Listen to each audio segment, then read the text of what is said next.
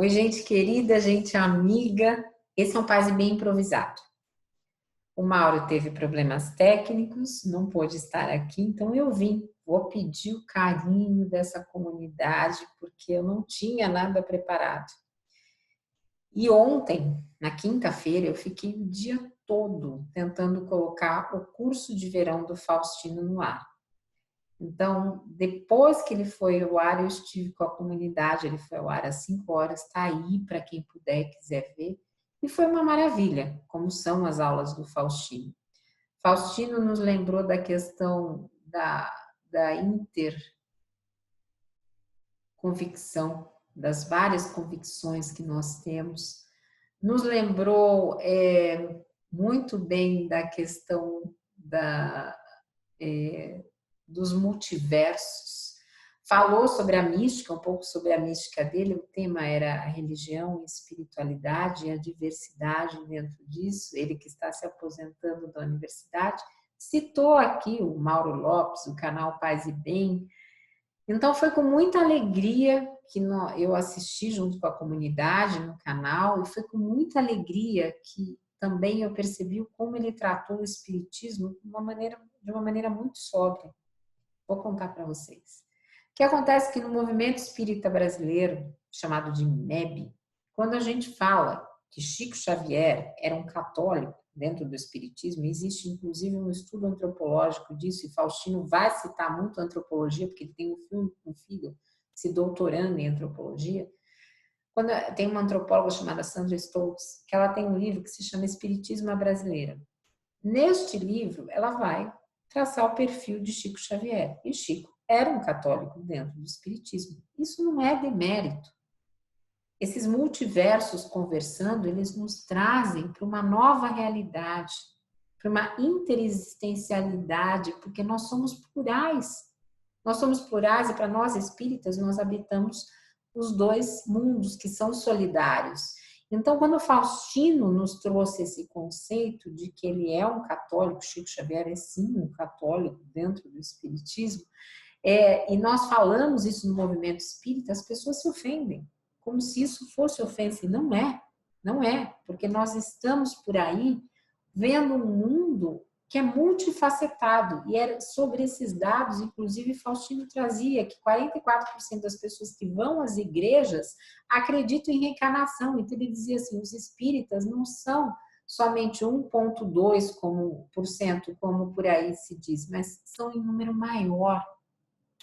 E para nós, espíritas, nós não estamos interessados em quantidade, mas sim num movimento de qualidade. Por isso, inclusive, que nós, do Sejus e tantos outros grupos progressistas que surgiram, estamos nos conectando para que possamos viver isso que é a base do espiritismo, que é esse diálogo interreligioso. E o Faustino, brilhantemente, dentro da convicção, das convicções dele, trouxe isso ontem no curso de verão. Então, gratidão, ainda bem que eu fiquei tecnicamente tentando colocar no ar e foi possível. Então, esse diálogo intra- e interreligioso é essencial nesse momento que nós vivemos, porque ele nos ampara nas nossas mais diversas espiritualidades e, como diz o Faustino, naquele que não tem nenhum tipo de espiritualidade, no agnóstico também. É importante nós olharmos tudo isso com bastante acolhimento.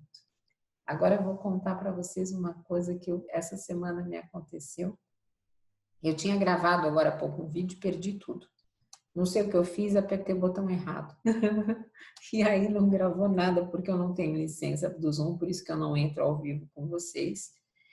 E eu apertei algum botão errado aqui que não gravou. Fiquei 20 minutos falando para mim mesma, que deve ser um bom sinal de que eu precisava falar para mim mesma. Mas o que eu assisti? Que foi uma dificuldade para achar também, porque ele não está no canal aí da TV por assinatura, que normalmente a gente vê. É um outro canal, não vou fazer propaganda de ninguém. Mas eu assisti Papa Francisco, um homem de palavra. Documentário de Wim Wenders. Pessoalmente, sou fã do Wim Wenders, sempre fui. Ele já ganhou vários prêmios. Leão de Ouro, Urso de Ouro, já ganhou Oscar, mas isso pouco importa. Desde que eu vi Asas do Desejo e ainda era adolescente, fiquei fã dele. e gosto dos trabalhos do Wim Wenders. E esse documentário não é diferente.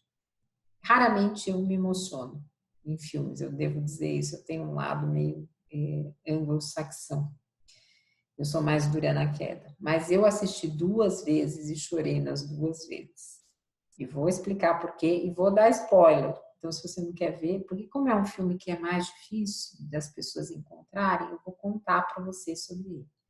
E consegui uma proeza. José Antônio, meu marido, meu companheiro, que normalmente não assiste nada sobre esses temas, assistiu comigo e se diz agnóstico, mas já foi muito católico, e se emocionou muito, chorou muito durante o documentário também. Ele assistiu uma vez só. Nesse filme do Papa Francisco, o que acontece? E eu me emociono cada vez que eu vou falar. Francisco começa como Bergoglio na Praça de Maio, e ali tem muita gente indígena, e ele dizendo que todos se abracem, se unam, porque eles unidos são melhores. E aquelas pessoas ouvindo aquela pregação de Bergoglio, até que a câmera corta e aparece o Papa fazendo seu primeiro pronunciamento no Vaticano, dizendo Buonasera, e naquela humildade de Francisco, sem aquelas vestes todas, simplesmente sendo o que ele é, autêntico. E eu reconheço muito a liderança política do Papa Francisco e vejo que tem muito diálogo e sincronicidade entre os nossos pensamentos espíritas e o que ele diz. E é por isso que eu vou fazer esse Paz e Bem sobre esse tema. E daí Francisco tem partes muito emocionantes, como as crianças que vão entrevistar Francisco no ambiente público. Uma delas pergunta por que ele quis ser papa e a outra por que ele renunciou à riqueza e tudo que o papado lhe proporciona. Francisco diz em outras palavras, mas ele diz que primeiro ele se ama, e quem se ama não pode querer ser papa, ou seja, renuncia ao poder, mas que ele está lá. E ele diz que no mundo de tanta pobreza seria jocoso, essas não são as palavras dele exatamente, mas seria jocoso não abrir mão de tudo isso. Mas Francisco deixa claro durante todo o filme, todo o documentário, que a igreja é dos pobres, que o evangelho de Jesus é feito com base nos pobres. E isso também é algo que está no evangelho segundo o Espiritismo. O evangelho que nós espíritas estudamos é o evangelho de São Marcos, São Lucas e São Mateus, de todos os evangelistas. Simplesmente Kardec o codificou de uma forma diferente para que nós entendêssemos face às nossas convicções que são da pluralidade das existências, da reencarnação. Então ele foi fazendo adendos a isso. Foi conduzindo filosoficamente para aquilo que representa a convicção espírita, mas é o mesmo evangelho. Portanto, quando Francisco diz que está assentado nos pobres os ensinamentos de Jesus, nós, espíritas progressistas, nos reconhecemos em profunda emoção, porque Francisco faz desse documentário, ele protagoniza esse documentário, dando luz ao quanto o mundo é injusto. Quando ele vai visitar os campos de refugiados, ele diz ali quanto essas pessoas são vítimas da injustiça. Outro ponto que me emocionou profundamente foi no momento em que eu percebi Francisco visitando as prisões. Como vocês sabem, eu sou conselheira da Fundação Observatório do Livro, mas também sou coordenadora do projeto Leitura do Cárcere. E nós pretendemos ampliar de 17 para 100 clubes de leituras em presídios, emancipando essas pessoas e dando uma nova oportunidade de reintegração social através da leitura.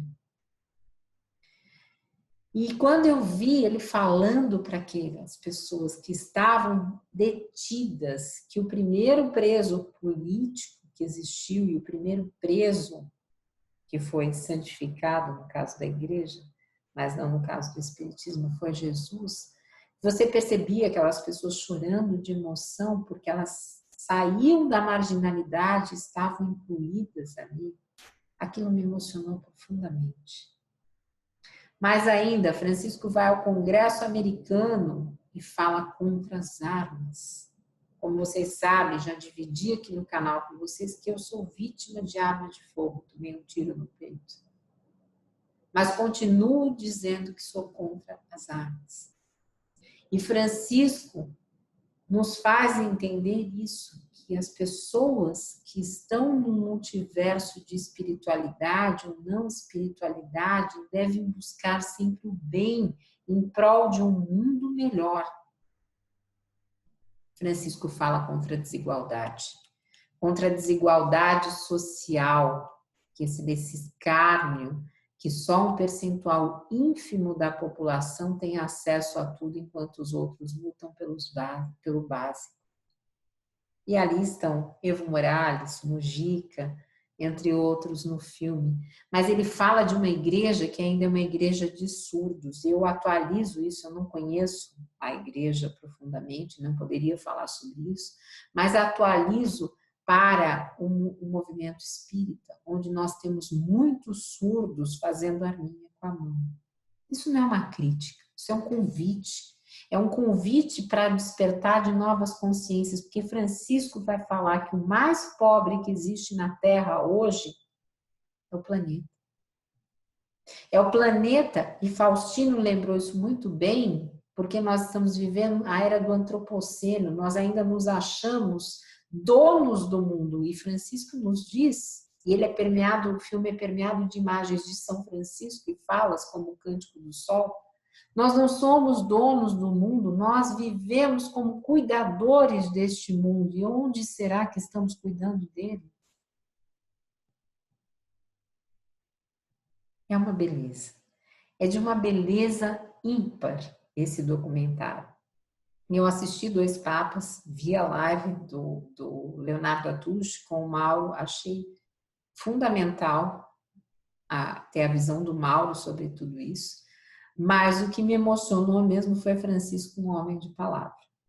Ali, toda aquela conversa entre Ratzinger, entre o Bento XVI e o Papa Francisco, eu não tenho ainda muita percepção das questões da Igreja Católica, como tem o Mauro, até eu precisei ver o streaming do Mauro com o Léo, para poder entender quais eram as sutilezas do roteiro, o que era verdade, o que era ficção, porque eu não tenho esse conhecimento.